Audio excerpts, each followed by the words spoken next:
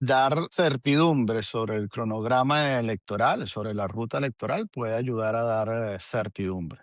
Que la gente sepa a qué atenerse. Tener certeza sobre los procesos ayudaría sin duda alguna. También va a depender mucho de cómo llegues a esa definición, ¿no? ¿Qué tiene que pasar para que en Venezuela vuelvan a haber unas elecciones creíbles? Hoy converso con el experto electoral Eugenio Martínez, también conocido como Puskas. Hablamos sobre los cambios urgentes que necesita el sistema electoral, desde un nuevo CNE y el voto de la diáspora hasta el rol del TSJ. También hablamos de la posibilidad de un estatuto electoral especial. Una conversación clave para entender si realmente es posible una transición democrática en Venezuela en el corto plazo. Espero que les guste. Señor Eugenio Martínez, ¿cómo está usted? ¿Cómo le va? Hola, un gusto estar aquí con ustedes nuevamente. Mira, mucho ruido con el tema de elecciones presidenciales. Te quería, por supuesto, hacer algunas preguntas. ¿Es posible hacer elecciones presidenciales en 2026 con unas garantías mínimas y con los tiempos? ¿Es posible con el CNE que tenemos hoy en día? Bueno, mientras menos tiempo transcurra entre la convocatoria y la realización de la elección, menos posibilidad va a haber de poder corregir las deficiencias que se han venido denunciando paulatinamente en la última década. Evidentemente, después de lo que ocurrió en la elección presidencial del año 2024 y lo que ocurrió con las elecciones locales, regionales y parlamentarias de 2025, resulta evidente que el actual Consejo Nacional Electoral no debería volver a organizar procesos electorales en Venezuela. Ahora, mantener a los actuales 5 rectores principales y 2 suplentes incorporados al frente del poder electoral, lo que puede acarrear o lo que puede producir es que se mantengan las deficiencias tanto en garantías como en condiciones electorales que se han venido, que se denunciaron tanto en 2024 como en 2025. Es necesario designar como mínimo a nuevos rectores. Ahora bien, la posibilidad de corregir todas las deficiencias que se han generado o que el Consejo Nacional Electoral ha permitido pasa porque exista un tiempo prudencial entre la convocatoria y la realización de la elección. O sea, ¿tú crees que cambiar los rectores no es suficiente? Cambiar los rectores no es suficiente si los nuevos rectores no tienen suficiente tiempo, valga la redundancia, para ejecutar cambios significativos. Por ejemplo, si se trata de una elección presidencial y se quiere que los venezolanos en el extranjero puedan votar, una amplia mayoría de los venezolanos en el extranjero puedan votar, evidentemente tienes que cambiar a los rectores del CNE, tienes que cambiar la interpretación del CNE sobre el voto en el extranjero, tienes que hacer que la Cancillería venezolana preste colaboración al CNE para actualizar el registro fuera de Venezuela, y para todo eso se necesita tiempo. Mm. Si no le das a los nuevos rectores tiempo para hacer esos cambios, pues la diáspora no va a poder votar. ¿Y cuál crees tú que son esos, no sé, 3 o 4 condiciones mínimas innegociables que deben cumplir la designación de estos nuevos rectores para que sean creíbles ante los venezolanos? Es complicado porque en los últimos 20 años hemos tenido 9 directivas diferentes del Consejo Nacional Electoral, algunas designadas por la Asamblea Nacional, otras designadas por el Tribunal Supremo de Justicia. Creo que lo primero es que la designación, independientemente de quien sea, quien la valide legalmente, sea el tribunal o sea la Asamblea Nacional, venga precedida de un gran acuerdo político. Es decir, que la designación vía asamblea o vía TSJ sea solamente la ratificación de un acuerdo político amplio en donde se respete al menos que los rectores no hayan tenido militancia partidista en el último ciclo constitucional, porque la ley es bastante ambigua, laxa en ese sentido, y justamente como es bastante ambigua y laxa, se han Mm. permitido casos como los de Socorro Hernández y Tania D'Amelio en el año 2009, que renunciaron a su militancia en el Partido Socialista Unido de Venezuela Sí, sí, una sí. semana antes de ser postuladas, o es lo que quería hacer, por ejemplo, Ernesto Villegas al postularse a la Defensoría del Pueblo. Entonces, hay que evitar ese tipo de comportamientos. Creo que es el paso previo. Lo otro es que los rectores, los 5 principales y los 2 suplentes incorporados con funciones en los organismos subordinados, salgan de un consenso político en donde todas las fuerzas sientan que tienen algún tipo de representación y donde Pero mm, ¿qué fuerzas? Perdón que te interrumpa. O sea, bueno, en este momento tienes al menos 3 grandes fuerzas mm, políticas, tienes 3 grupos en Venezuela. Evidentemente el grupo que hace vida en torno a la presidencia de Delcy Rodríguez, un grupo diferente al PSUV, que tiene una mínima representación dentro del Parlamento venezolano, y un grupo político que no tiene representación dentro del Parlamento venezolano. Esos tres grupos, de alguna manera, tienen que llegar a un consenso. María Corina. El grupo que está por fuera es el de María Corina, principalmente. Necesitas que todos los sectores, dentro de la Asamblea Nacional y fuera de la Asamblea Nacional, tengan oportunidad de poder incidir o poder debatir sobre la conformación del Consejo Nacional Electoral, entendiendo que ese va a ser un CNE ad hoc, un CNE parcial, con un mandato muy claro que va a ser el de realizar elecciones para determinados cargos en determinado tiempo. Creo que ahí además se necesita resolver el cronograma electoral, es decir, si en este momento sentamos a 5 políticos en esta pantalla o ponemos 5 pantallas en esta conversación, va a haber quien dice que primero hay que hacer la presidencial, va a haber quien dice que primero hay que hacer la parlamentaria, claro. Va a haber quien dice que hay que hacer todas las elecciones de un solo, en un solo proceso, va a haber quien diga que primero hay que hacer una reforma constitucional, en fin, hay que llegar a un consenso sobre cuál es la ruta política de la transición y si es necesario relegitimar todos los cargos de elección popular o es solamente necesario cubrir la ausencia absoluta de Nicolás Maduro. Por ahí Transparencia Venezuela dijo que como que se propuso que se elabore un estatuto electoral especial. No sé si lo viste. Y eso, digamos, ¿en qué se diferencia eso de una reforma electoral ordinaria?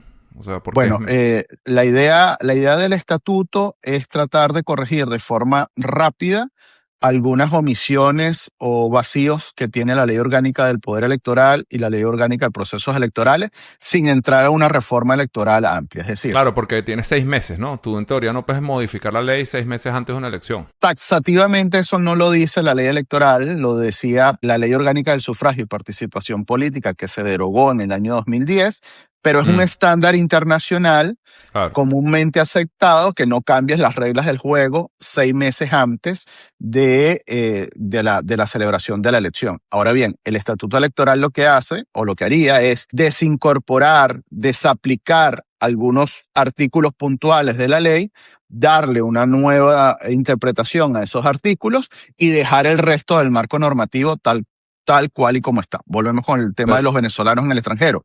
El estatuto lo que podría es desaplicar el artículo 124 de la LOPRE, que es el que dice que hay que demostrar residencia legal en el país donde te encuentras, y ampliar la redacción de ese artículo para permitir que los venezolanos que están fuera, que ya están inscritos en el registro electoral, simplemente cambien su centro de votación al país donde se encuentran. Eso dependiendo de quién esté en el CNE, es necesario el estatuto electoral para hacer eso o simplemente es la voluntad política de los 5 que estén en el CNE. Eso también va a depender de quién escojas. ¿Pero ese estatuto electoral es dentro del CNE o es una cosa como paralela, ad hoc ahí? O sea, ¿quién aprueba eso?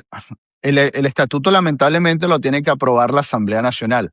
Pero volvemos con el tema de los rectores. No se trata que la Asamblea Nacional, que tiene una sobre representación de diputados del PSUV que no se corresponde con la dinámica política que hay en Venezuela, de esa discusión como si estuviésemos en una situación política normal, con un parlamento normal. Claro. La aprobación de ese estatuto tiene que venir de una discusión amplia donde estén presentes actores políticos que no están en este momento, que no tienen en este momento representación en el Parlamento venezolano, pero sí tienen mucho que decir sobre el proceso de transición en Venezuela. Claro, ahorita mencionaste a las personas que están fuera de Venezuela, que creo que eran algo así como 70,000 personas, 69,000 inscritos en el exterior y habilitados para votar o sea, esos fueron los que estaban habilitados para votar el 28 de julio.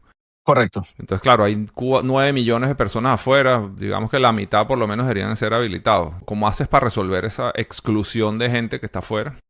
Bueno, primero tienes que cambiar la interpretación del artículo 124 que tiene el CNE. Después el CNE tiene que notificarle esos cambios a la Cancillería, porque la Cancillería es la que aplica de alguna manera el tema del registro en el extranjero. Pero para eso Oliver está abriendo todos los Oliver Blanco. Las oficinas. bueno, está abriendo todas las oficinas, ¿no? Para que todo el mundo pueda votar.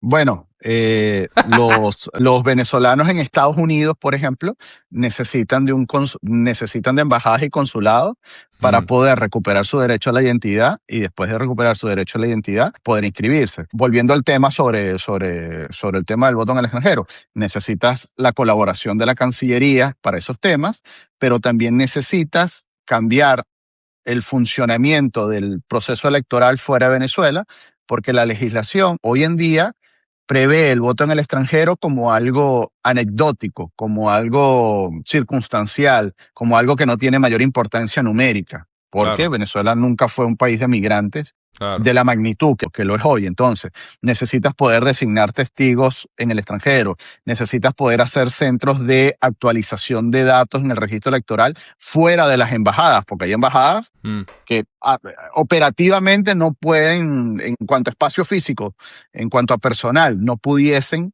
atender la demanda de trámites en el registro electoral. Pero antes de todo eso, la Cancillería, el SAIME y el Consejo Nacional Electoral, cada uno en su ámbito de acción, tienen que resolver algo que es prioritario, que es el derecho a la identidad de los venezolanos en el extranjero. No haces nada cambiando la interpretación del artículo 124 de la LOPRE si el SAIME no le entrega cédula de identidad a los venezolanos que están fuera y que no Claro. la tienen en este momento, porque igual no van a poder votar y no van a poder inscribirse en el registro. ¿Y tú crees ahí que los organismos internacionales, o sea, podrían ayudar, la ONU, la OEA, Unión Europea, etcétera, en la verificación de Sería, ese proceso? O sea, sería ideal. vamos a suponer que no tenemos los consulados, etcétera, pero bueno, de repente la Unión Europea colabora. No, ahí sería ideal que el proceso del registro electoral, la auditoría del registro electoral dentro de Venezuela y todo lo que hay que hacer con el registro electoral fuera de Venezuela, tuviera al menos el asesoramiento de la OIM, de la Organización Internacional de Migraciones, de la OEA y de la Unión Europea, que han asesorado procesos similares en el pasado, sobre todo para la auditoría del registro electoral. Esto a lo mejor es un tema muy técnico y la gente probablemente le dé poca importancia. Pero es que Venezuela ni siquiera hizo su censo poblacional en el año que le correspondía, en la década que le correspondía, que era 2020. Claro, Entonces, desde el punto de vista estadístico, tú no tienes certeza de dónde está la gente, cuánta claro. gente vas a tener en los próximos 5 o 10 años, ni siquiera cómo son los flujos migratorios internos dentro de Venezuela, porque no tiene censo. Eso es un problema electoral evidente, pero también es un problema económico para definición de políticas públicas.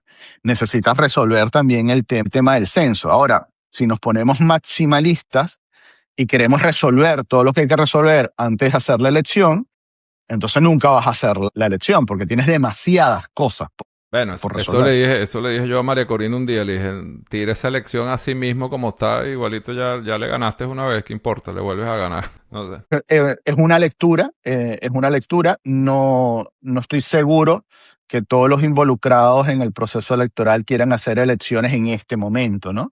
Creo que como ha venido ocurriendo en los últimos 20 años, la fecha de las elecciones se está definiendo con criterio de ventajismo político.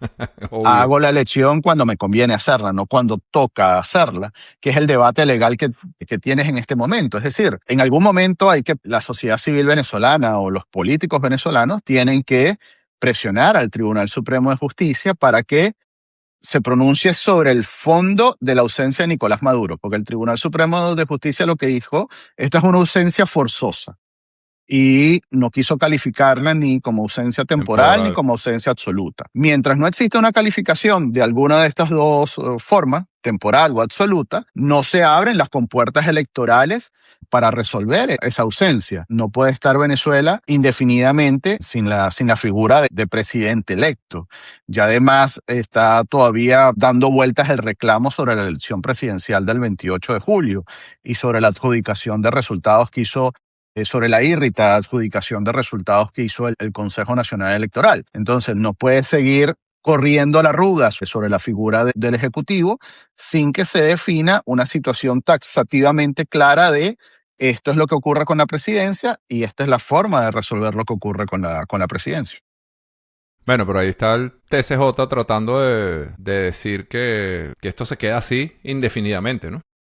Claro, Es la lectura que se puede hacer de la sentencia del 4 de enero. Es una ausencia, la de Maduro es una ausencia forzosa, por lo tanto hay que esperar que se resuelva. El tema con Maduro es que el juicio de Maduro puede durar al menos 2 años, 2 años y Sí, medio. claro.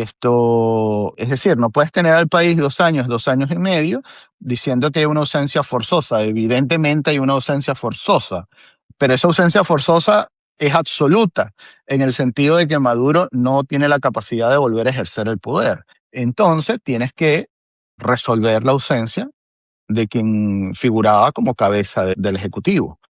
Y el Tribunal Supremo de Justicia tiene que pronunciarse en algún momento sobre esto.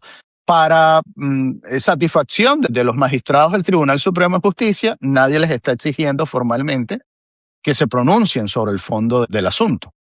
Ahora, ¿tú crees que hacen falta unas elecciones? Necesitas hacer una relegitimación de todos los cargos de elección popular, no solamente de la presidencia, sino de los cargos de ámbito local, ámbito regional y ámbito parlamentario, porque las últimas 4 elecciones que se hicieron entre 2024 y 2025, todas tienen deficiencias lo suficientemente importantes como para decir que las personas que fueron designadas, electas en esos procesos, especialmente los del año 2025, tienen que ir a un proceso de relegitimación porque los resultados de esas elecciones difícilmente representan la dinámica política del país. Por ejemplo, el Parlamento. El Parlamento está integrado por 150 diputados que no deberían ser diputados en la medida que se aumentó irritamente la cantidad de diputados que integran al Parlamento según lo que dice la Constitución.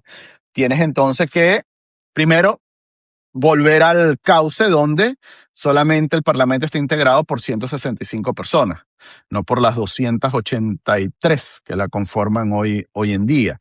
Y tienes que volver a relegitimar los cargos locales y municipales en la medida que la amplia mayoría de los partidos políticos no pudieron participar en las elecciones del año 2025 porque no eran reconocidos por el Consejo Nacional Electoral o las directivas originales de esos partidos políticos no eran reconocidas por el Consejo Nacional Electoral, sin hablar del tema de las inhabilitaciones administrativas y políticas y sin ni siquiera hablar del tema de la elección presidencial del año 2024. ¿Tú crees que les devuelvan los...? Chama, que todo está demasiado enredado. ¿Tú crees que Por eso digo, por eso insisto, que tampoco te puedes poner maximalista en tratar de que tienes que resolverlo todo antes de hacer elecciones. Por eso, y regresando a la propuesta del Estatuto Electoral, el Estatuto Electoral lo que hace es desaplicar algunos artículos de la LOPRE y del Reglamento General de la LOPRE para tratar de poner orden rápido en temas que son muy complejos. Se hace un proceso de relegitimación de todos los cargos de elección popular y una vez que tengas a todos los cargos relegitimados, especialmente el Parlamento, entonces sí avanzas en las reformas legales necesarias que requieren, bueno, un debate amplio de la academia, de personalidades, de los grupos políticos, de la sociedad civil, Sí, porque pero eso se puede llevar mucho tiempo. ahí nos dan 2 años, ¿no? Si te pones maximalista, te pueden dar 2 años. Ajá, y el otro tema es que tú crees que la asamblea actual, que tú estás diciendo que es irrita, que tiene 200 y tantos diputados, va a firmar, o sea, o va a aprobar el estatuto electoral para matarse ellos mismos. Bueno, a menos de que los llame Trump y les diga, mira, lo haces así, chico, porque me da la gana. Vuelvo con la premisa que, como esta es una situación política sui generis, la Asamblea Nacional tiene que darle legalidad a los acuerdos políticos.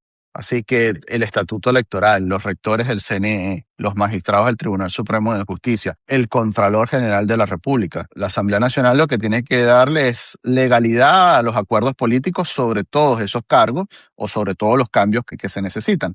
Porque no es cierto que en la Asamblea Nacional se están dando grandes debates sobre ninguno de estos temas porque hay una sobrerepresentación de una sola fuerza política en el Parlamento que está excluyendo al resto de fuerzas políticas de tener realmente peso político en las decisiones que se están tomando. Porque incluso, para terminar la idea, incluso si todos los diputados que no son del PSUV, que están en el Parlamento, quisiesen tratar de incidir en lo que se está discutiendo o aprobando, es un número tan exiguo de parlamentarios que no tiene ninguna importancia en el debate, porque al final todos los demás votan en bloque. O sea, son 20 Claro. votos contra 270. Eso no tiene ningún tipo de sentido práctico.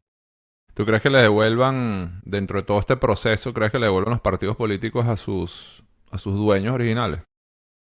Es un tema muy complejo que pasa probablemente por un proceso de relegitimación de las fuerzas políticas, y la relegitimación de las fuerzas políticas seguramente va a requerir mucho tiempo y mucho debate legal, porque tienes casos muy complejos. Por ejemplo, ¿cuál es la directiva original de Copel, que ha tenido 3 o 4 intervenciones judiciales en la última década? ¿Qué pasa con Primero Justicia? Pues Primero Justicia al final fue intervenido, el TCJ echó para atrás la intervención, pero no le entregó el partido a nadie desde el punto de vista formal. Primero Justicia, desde el punto de vista formal, no existe. ¿Qué pasa con organizaciones que no son partidos? Porque el CNE las ha rechazado en la última década, el caso de 20 Venezuela.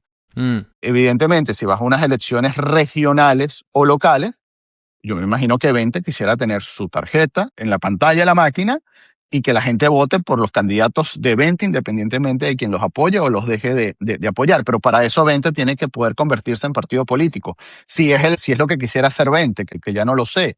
Pero Claro. Pero ellos no son partido político, o sea, 20 nunca ha sido. teóricamente no lo son. No 20 son nunca ha todavía. sido, no, 20 nunca ha sido partido político. El Consejo Nacional Electoral siempre ha rechazado a las peticiones que en algún momento hizo 20 para registrarse como partido político. Tienes el caso de la MUD, en la Mesa de la Unidad Democrática, la famosa tarjeta de la manito.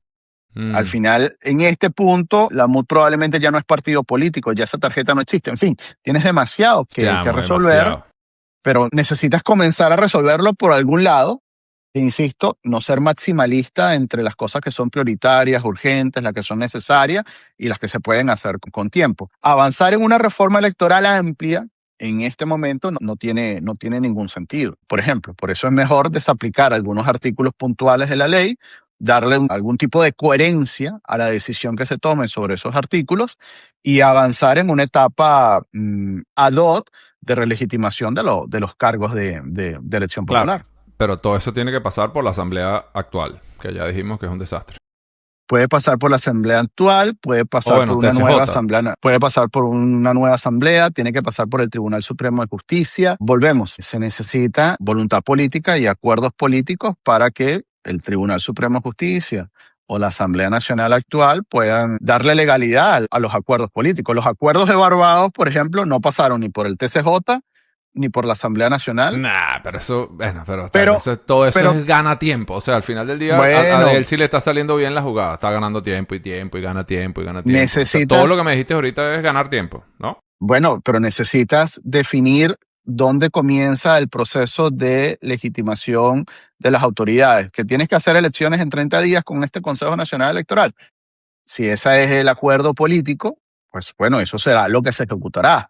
Pero es que al final no pareciera que alguien esté realmente planteando este debate. Lo que se ha planteado son hojas de ruta y que es muy difícil valorar cómo es qué significa la recuperación económica o qué significa la reinstitucionalización del país antes de hacer elecciones. La plataforma unitaria el domingo da una hoja de ruta que en líneas generales no es muy diferente a las 3 fases que en su momento ya explicó el secretario de Estado Marco Rubio. Pero, ¿qué implica la recuperación económica dentro de la propuesta de la plataforma unitaria? Y más allá, porque creo que realmente nadie... subjetivo. Claro. ¿Qué significa la recuperación económica? Y más allá, la plataforma unitaria dijo que había que, palabras más, palabras menos, relegitimar todos los niveles de elección popular del Estado venezolano. Ok, eso es una propuesta. Pero ¿por qué nivel vas a empezar? Vas a empezar por elecciones de concejales, de alcaldes, de regionales, vas a hacer elección de parlamento, presidencial.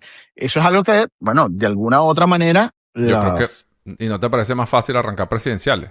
Y matas esa culebra por la cabeza. Para algunas personas sería más sencillo si inicias con la presidencia.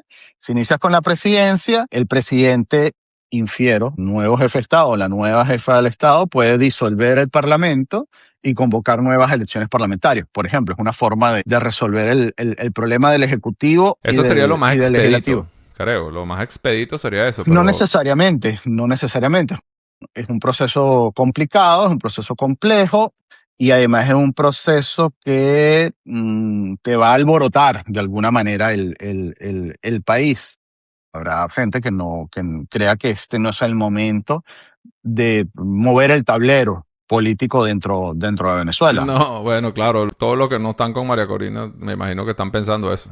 Este es un tema de análisis de escenarios porque es una situación que, bueno, es muy difícil resolverla con el marco legal que tenemos hoy en día y con las deficiencias sobre la aplicación de ese marco legal. Mira, ¿y qué opinas tú de hacer las elecciones manuales o con las máquinas actualmente? ¿Qué crees tú? ¿Eso tiene alguna validez desde tu punto de vista? No creo que tenga sentido hablar de que hay que cambiar el sistema de votación en este momento. Mm, Es poner una capa más de complejidad a un proceso, independientemente del que sea, que ya es difícil de gestionar. Creo que hay que recordar que el sistema de voto automatizado funcionó tan bien que fue lo que permitió en 2024 poder demostrar que el Consejo Nacional Electoral había claro. inventado los resultados. Mm, Sin el sistema de voto automatizado que se tiene o que se usó en el año 2024, probablemente hubiese sido mucho más complejo demostrar que los resultados del Consejo Nacional Electoral no eran correctos. Creo que no tiene sentido en este momento dar ese debate si no se quiere hacer más compleja una situación que de que por ya es sí ya lo compleja. es. Y este ya es un tema, el cambio del sistema de voto, el cambio del sistema de representación proporcional para el Parlamento, para los cuerpos colegiados. Y estos son debates que se pueden dar con más calma, ya en una situación de más tranquilidad política, no de premura política. Es lo que diría sobre ese tema. ¿Cuándo crees tú que hay elecciones en Venezuela? Cualquiera que sea. Según todo lo que estás viendo, analizando, evaluando. Creo que hay un consenso no explícito ni público para no hacer elecciones en el corto plazo. ¿Cuándo es corto plazo para ti? Este año. Bueno, no hacer elecciones este año. O sea, no materializar las elecciones este año. Creo que hay un consenso que no es público, pero la amplia mayoría de los factores políticos nacionales e internacionales coinciden en eso. Nah, nacionales e internacionales que no estén con María Corina. Porque la gente de María Corina quiere hacer las elecciones ya. Sí, pero En yo no estoy seguro que Estados 7 meses. Unidos avale hacer elecciones ya, por ejemplo. No lo sé. No, no, yo tampoco. Esto no estoy seguro. O sea, sigue siendo Sí, parte del plan. A menos de que el señor este que designaron hoy llegue y diga, ya no diga, mira, ya los 3 fases, no, ahora vamos a hacer otro plan. claro, pero el tema con las tres fases es que no tiene certeza de qué implica cumplir cada una de esas fases. Claro. Y cuándo termina una fase para que comience la otra.